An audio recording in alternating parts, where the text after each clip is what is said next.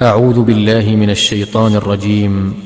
بسم الله الرحمن الرحيم. الحمد لله الذي أنزل على عبده الكتاب ولم يجعل له عوجا قيما لينذر بأسا شديدا من لدنه ويبشر المؤمنين الذين يعملون الصالحات أن لهم أجرا حسنا ماكثين فيه أبدا وينذر الذين قالوا اتخذ الله ولدا ما لهم به من علم ولا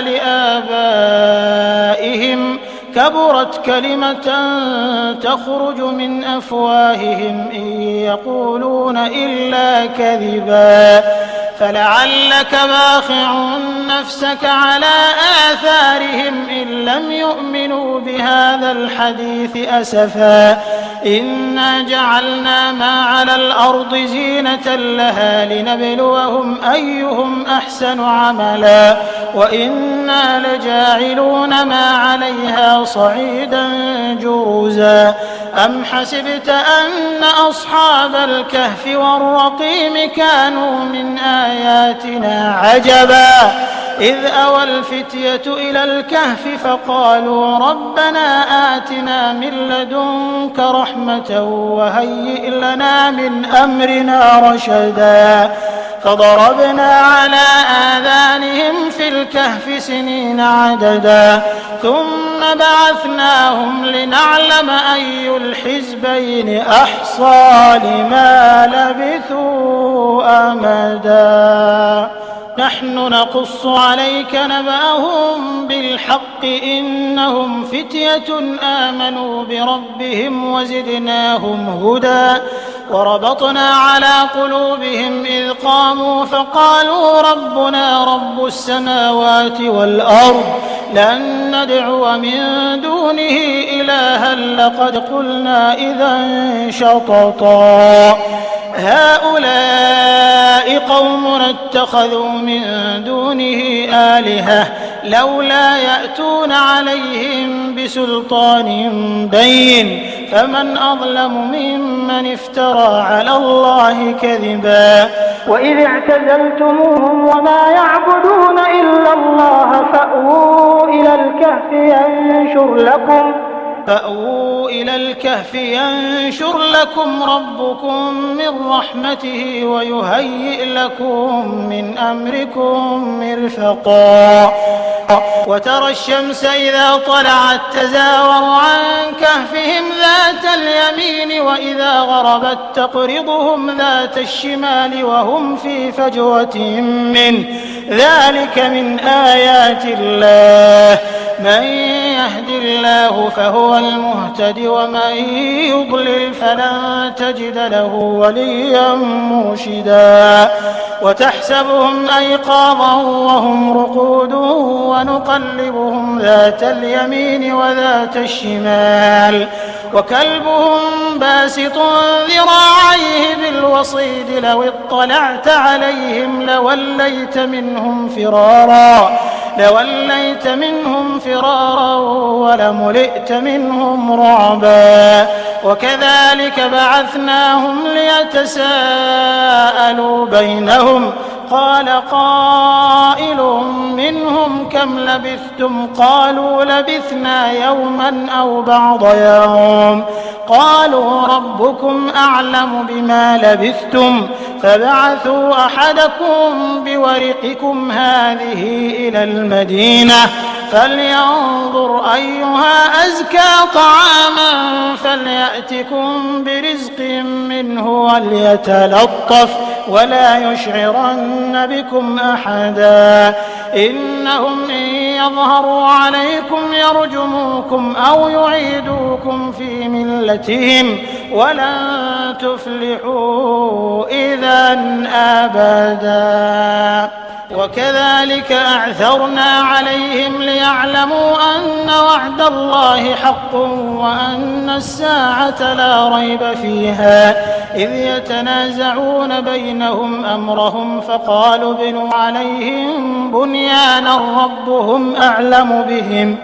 قال الذين غلبوا على أمرهم لنتخذن عليهم مسجدا سيقولون 3 رابعهم كلبهم ويقولون 5 سادسهم كلبهم رجما بالغيب ويقولون 7 وثامنهم كلبهم قل ربي أعلم بعدتهم ما يعلمهم إلا قليل فلا تمار فيهم إلا مراء ظاهرا ولا تستفت فيهم منهم أحدا ولا تقولن لشيء إني فاعل ذلك غدا إلا أن يشاء الله واذكر ربك إذا نسيت وقل عسى أن يهديني ربي لأقرب من هذا رشدا ولبثوا في كهفهم 300 سنين وازدادوا 9 قل الله أعلم بما لبثوا له غيب السماوات والأرض أبصر به وأسمع ما لهم من دونه من ولي ولا يشرك في حكمه أحدا واتل ما أوحي إليك من كتاب ربك لا مبدل لكلماته ولن تجد من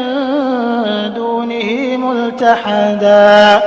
واصبر نفسك مع الذين يدعون ربهم بالغداة والعشي يريدون وجهه ولا تعد عيناك عنهم تريد زينة الحياة الدنيا ولا تطع من أغفلنا قلبه عن ذكرنا واتبع هواه وكان أمره فرطا وقل الحق من ربكم فمن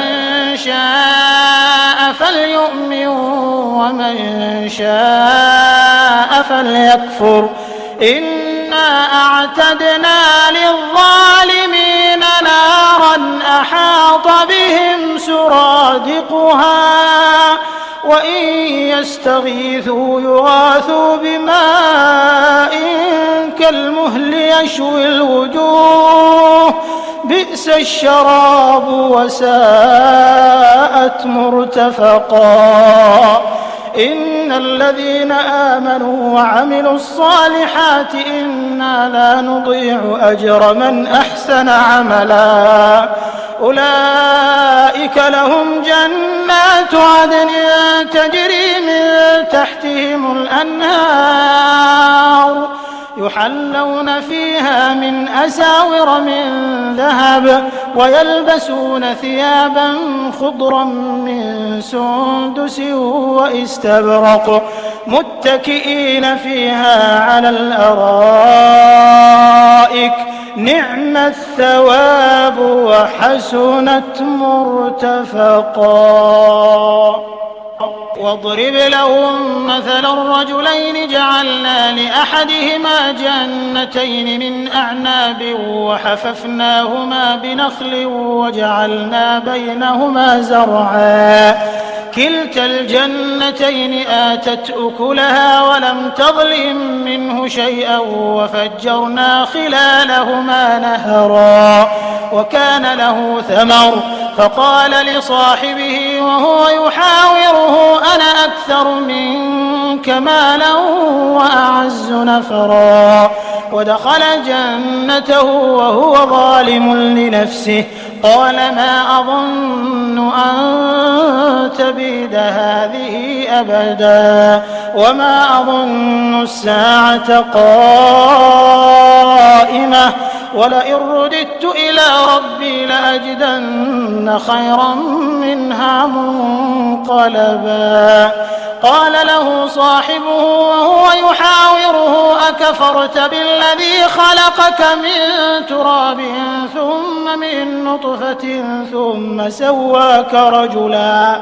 لكن هو الله ربي ولا أشرك بربي أحدا ولولا إذ دخلت جنتك قلت ما شاء الله لا قوة إلا بالله إن وترني أنا أقل منك مالا وولدا فعسى ربي أن يؤتيني خيرا من جنتك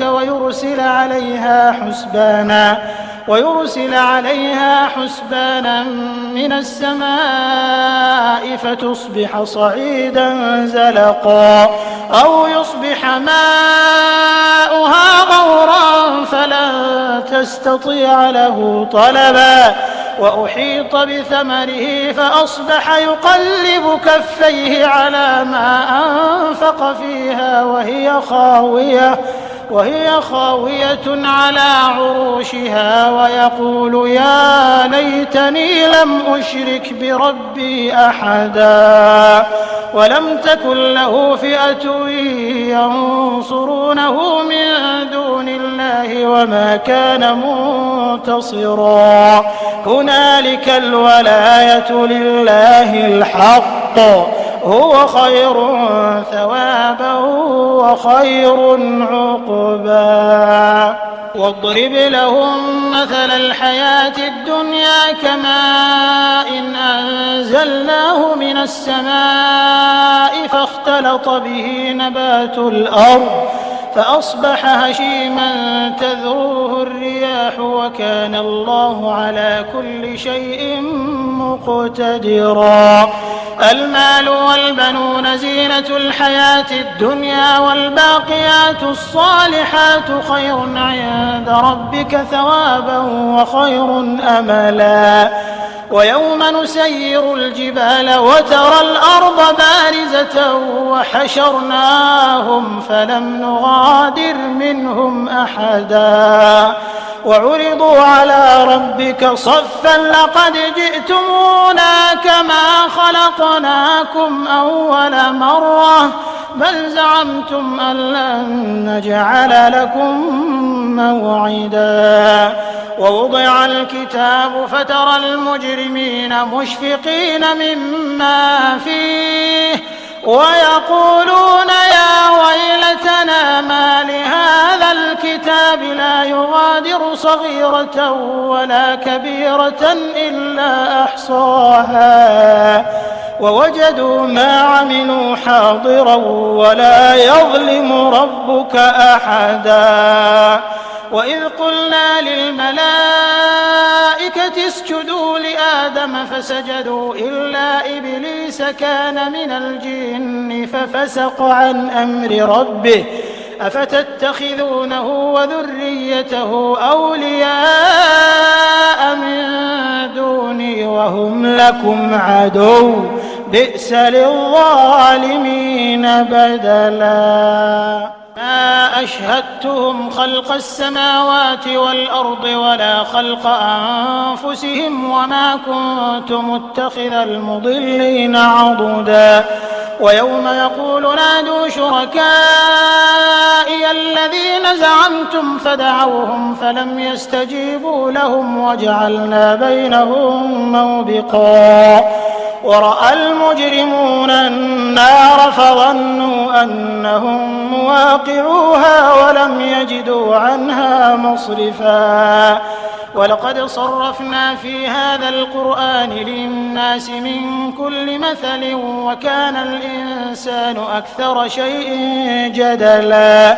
وما منع الناس أن يؤمنوا إذ جاءهم الهدى ويستغفروا ربهم إلا أن تأتيهم سنة الأولين أو يأتيهم العذاب قبلا وما نرسل المرسلين إلا مبشرين ومنذرين ويجادل الذين كفروا بالباطل ليدحضوا به الحق واتخذوا آياتي وما أنذروا هزوا ومن أظلم ممن ذكر بآيات ربه فأعرض عنها ونسي ما قدمت يداه إنا جعلنا على قلوبهم أكنة أن يفقهوه وفي آذانهم وقرا وإن تدعهم إلى الهدى فلن يهتدوا إذا أبدا وربك الغفور ذو الرحمة وربك الغفور ذو الرحمة لو يؤاخذهم بما كسبوا لعجل لهم العذاب بل لهم موعد لن يجدوا من دونه موئلا وتلك القرى أهلكناهم لما ظلموا وجعلنا لمهلكهم موعدا وإذ قال موسى لفتاه لا أبرح حتى أبلغ مجمع البحرين أو أمضي حقبا فلما بلغا مجمع بينهما نسيا حوتهما فاتخذ سبيله في البحر سربا فلما جاوزا قال لفتاه آتنا غداءنا لقد لقينا من سفرنا هذا نصبا قال أرأيت إذ أوينا إلى الصخرة فإني نسيت الحوت وما أنسانيه إلا الشيطان أن أذكره واتخذ سبيله في البحر عجبا قال ذلك ما كنا نبغ فارتدا على آثارهما قصصا فوجدا عبدا من عبادنا آتيناه رحمة من عندنا وعلمناه من لدنا علما قال له موسى هل أتبعك على أن تعلمني مما علمت رشدا قال إنك لن تستطيع معي صبرا وكيف تصبر على ما لم تحط به خبرا قال ستجدني إن شاء الله صابرا ولا أعصي لك أمرا قال فإن اتبعتني فلا تسألني عن شيء حتى أحدث لك منه ذكرا فانطلقا حتى إذا ركبا في السفينة خرقها قال أخرقتها لتغرق أهلها لقد جئت شيئا إمرا قال ألم أقل إنك لن تستطيع معي صبرا قال لا تؤاخذني بما نسيت ولا ترهقني من أمري عسرا فانطلقا حتى إذا لقيا غلاما فقتله قال أقتلت نفسا زكية بغير نفس لقد جئت شيئا نكرا قال ألم أقل لك إنك لن تستطيع معي صبرا قال إن سألتك عن شيء بعدها فلا تصاحبني قد بلغت من لدني عذرا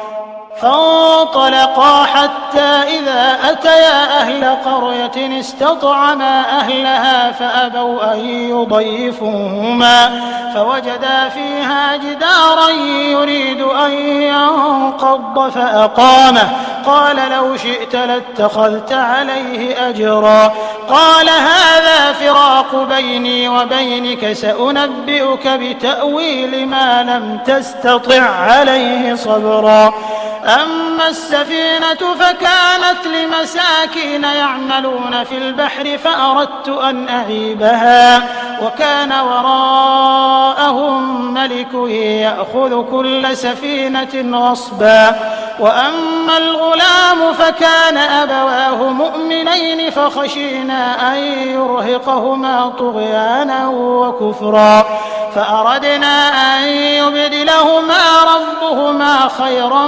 منه زكاة وأقرب رحما وأما الجدار فكان لغلامين يتيمين في المدينة وكان تحته كنز لهما وكان أبوهما صالحا فأراد ربك أن يبلغا أشدهما ويستخرجا كنزهما رحمة من ربك وما فعلته عن أمري ذلك تأويل ما لم تسطع عليه صبرا ويسألونك عن ذي القرنين قل سأتلو عليكم منه ذكرا إنا مكنا له في الأرض وآتيناه من كل شيء سببا فأتبع سببا حتى إذا بلغ مغرب الشمس وجدها تغرب في عين حمئة ووجد عندها قوما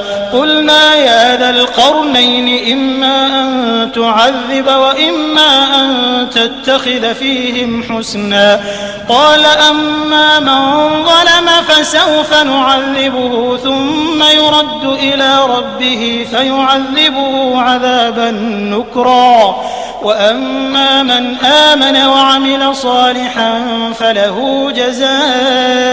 الحسنى وسنقول له من أمرنا يسرا ثم أتبع سببا حتى إذا بلغ مطلع الشمس وجدها تطلع على قوم لم نجعل لهم من دونها سترا كذلك وقد أحطنا بما لديه خبرا ثم أتبع سببا حتى إذا بلغ بين السدين وجد من دونهما قوما لا يكادون يفقهون قولا قالوا يا ذا القرنين إن يأجوج ومأجوج مفسدون في الأرض فهل نجعل لك خرجا على أن تجعل بيننا وبينهم سدا قال ما مكني فيه ربي خير فأعينوني بقوة أجعل بينكم وبينهم ردما آتوني زبر الحديد حتى إذا ساوى بين الصدفين قال انفخوا حتى إذا جعله نارا قال آتوني أفرغ عليه قطرا فما استطاعوا أن يظهروه وما استطاعوا له نقبا قال هذا رحمة من ربي فإذا جاء وعد ربي جعله دكا وكان وعد ربي حقا وتركنا بعضهم يومئذ يموج في بعض ونفخ في الصور فجمعناهم جمعا وعرضنا جهنم يومئذ للكافرين عرضا الذين كانت أعينهم في غطاء عن ذكري وكانوا لا يستطيعون سمعا أفحسب الذين كفروا أن يتخذوا عبادي من دوني أولياء إنا أعتدنا جهنم للكافرين نزلا قل هل ننبئكم بالأخسرين أعمالا الذين ضل سعيهم في الحياة الدنيا وهم يحسبون أنهم يحسنون صنعا أولئك الذين كفروا بآيات ربهم ولقائه فحبطت أعمالهم فلا نقيم لهم يوم القيامة وزنا ذلك جزاؤهم جهنم بما كفروا واتخذوا آياتي ورسلي هزوا إن الذين آمنوا وعملوا الصالحات كانت لهم جنات الفردوس نزلا خالدين فيها لا يبغون عنها حولا قل لو كان البحر مدادا لكلمات ربي لنفد البحر قبل أن تنفد كلمات ربي ولو جئنا بمثله مددا قل إنما أنا بشر مثلكم يوحى إلي أنما إلهكم إله واحد فمن كان يرجو لقاء ربه